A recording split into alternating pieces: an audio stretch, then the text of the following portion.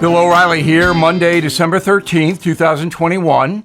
You are listening to the O'Reilly Update. Here's what's happening today in America. Inflation surging at the fastest pace since 1982. Voters say President Biden has no plan to combat violent crime. Americans face another type of energy crisis. A report ranks the most livable countries on earth. Also ahead, a report on the first two Trump-O'Reilly history shows. But first, inflation rising at the fastest rate in nearly 4 decades, prices jumping a whopping 6.8% in November, the most since Ronald Reagan's first term. The cost for a gallon of gas, 59% compared to last year, up. Energy, up 33%. Hotels, 26%. Meat, 15%. Furniture, 12%. Half of all U.S. households will go into debt this holiday season because they have to use credit cards to pay for gifts and travel. President Biden's approval rating on violent crime plummeting. According to a poll from ABC News, only a third of Americans support the president's policies to combat rising murder rates. That is down 9 points since October. But the truth is, Mr. Biden has no policies to combat violent crime. Homicides in the USA up 30%, burglaries up 10%, White House blaming COVID. Press Secretary Jen Psaki saying, quote, the root cause in a lot of communities is the pandemic. Yeah, I bet. New surveys showing 3 in 5 Americans feeling more tired than at any other point in their lives. That could be me. 6 in 10 say they're unable to focus. Half report severe exhaustion. Doctors now prescribe patients nature time to improve their well-being. I guess nature time is walking around the forest or on the beach. That's what I do. But I'm not really sure what nature time is. The University of Pennsylvania releasing its annual list of nations with the highest standard of living. Countries are ranked by access to nature, there you go, economic development, personal safety, and life expectancy. Top 6, USA, Australia, Switzerland, Germany, Japan. Number 1, Canada, the lowest ranked place on earth, Afghanistan. In a moment, the Trump-O'Reilly history tour, it is on. Right back. My trusted technology research executive, Jeff Brown, has a must-see video out right now called The Great Reset. This reset has been in the works since 2015. Now the circumstances are just right, and it appears to be coming to fruition. So please pay attention because in Jeff's briefing, he will show us exactly what's going on, the proof, and how we can best prepare. He'll also give us the name of an investment he believes we must own if we hope to have any chance at preserving our hard-earned cash.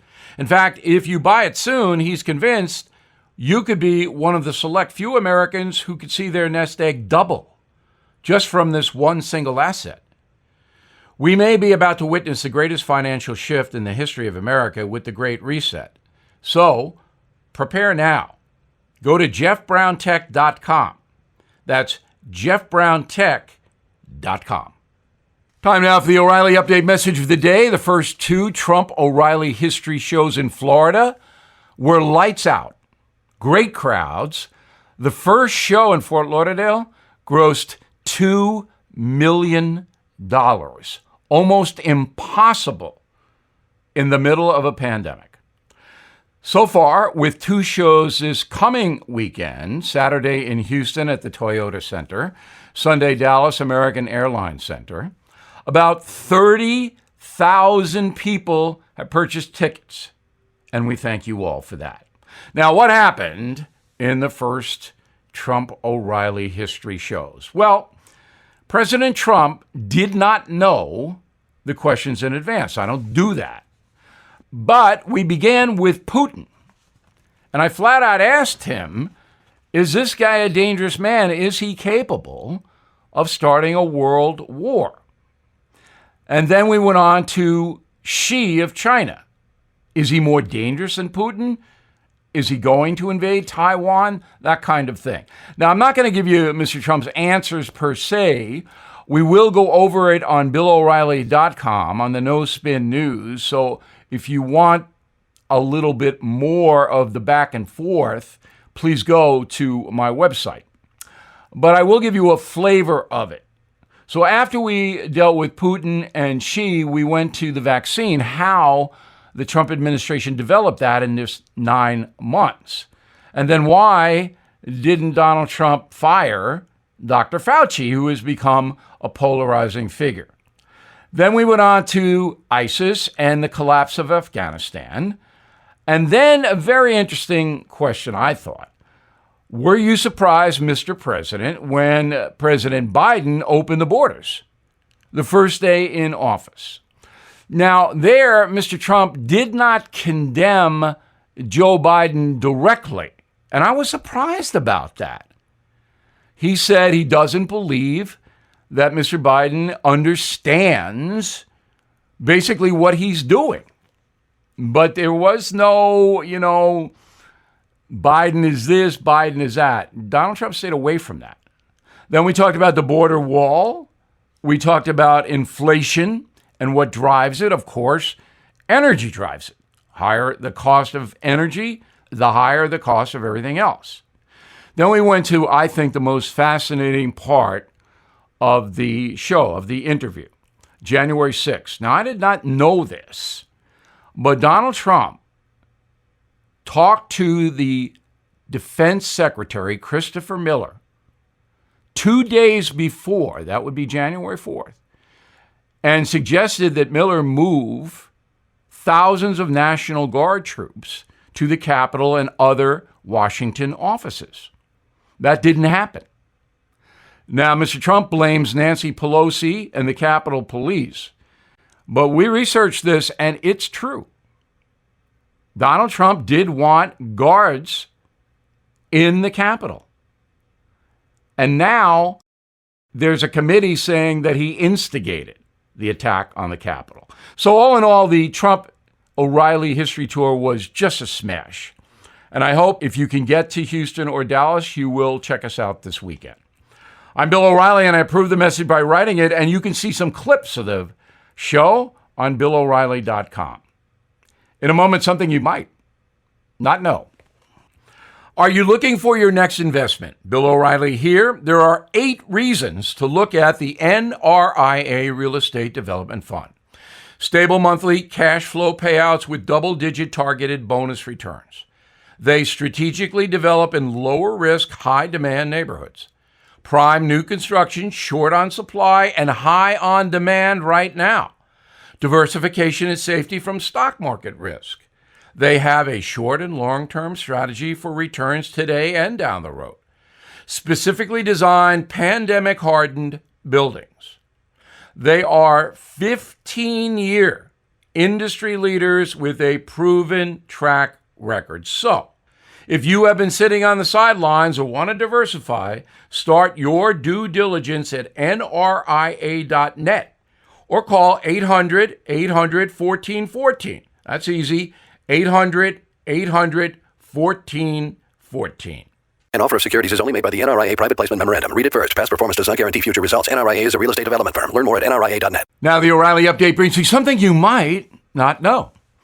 21 years ago today, Vice President Al Gore conceded the presidency to George W. Bush, ending a month-long saga that included recounts, 2 concession speeches, a historic Supreme Court decision, and the infamous hanging chads. Here is what happened 21 years ago.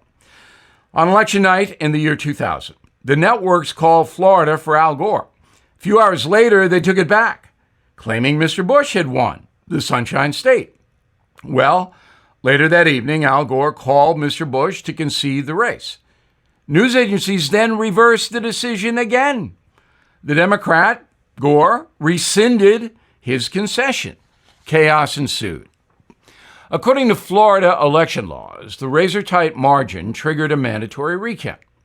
Machines then rejected thousands of ballots, because voters failed to fully puncture the mark next to the candidate's name, leaving a so-called hanging chad. 3 weeks later, Florida declared George W. Bush the winner by just 500 votes. The Democratic Party launched a series of lawsuits to block certification. On December 12th, the Supreme Court stepped in for the first time in U.S. history to decide a presidential election. In a landmark decision, 7 of the 9 justices rejected any further recounts in the state of Florida. And that ended Al Gore's quest for the White House. The vice president acknowledged his defeat the following day. On January 6, 2001, Mr. Gore officially ended the 2000 election, saying, quote, "May God bless our new president and the new vice president, and may God bless the United States of America." A very dignified statement by Al Gore. And here's something else you might not know. If you think Gore versus Bush was the closest election in U.S. history, you would be wrong. In 1876, Republican Rutherford B. Hayes barely beat Democrat Samuel Tilden by 1 electoral vote, 185 to 184. Mr. Tilden won the popular vote by 300,000 ballots. So there you go. Back after this.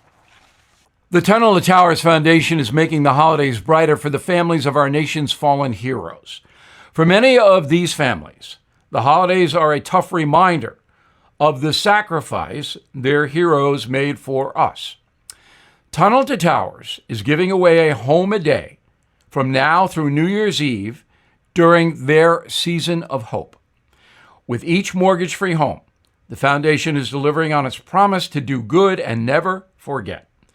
For some of these families, they have the comfort of knowing they can stay in the home where they can make precious holiday memories. For families in a new home, they're creating memories they'll cherish forever. And it's all possible because of you. Please support America's greatest heroes and their families. Donate $11 a month at T2T.org. That's T2T.org. Thank you for listening to the O'Reilly Update. I am Bill O'Reilly. No spin, just facts, and always looking out for you.